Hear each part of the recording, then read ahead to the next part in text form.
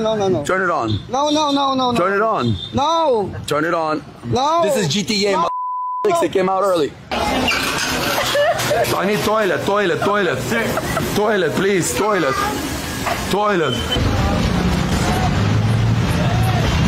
Ito nga guys, isang foreigner na namamahiya ng mga Pilipino.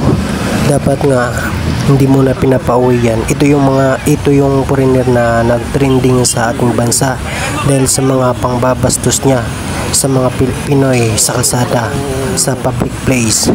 Nakasuhan na ito at kailangan nyo munang harapin yung batas dito sa Pilipinas bago siya ipa-deport.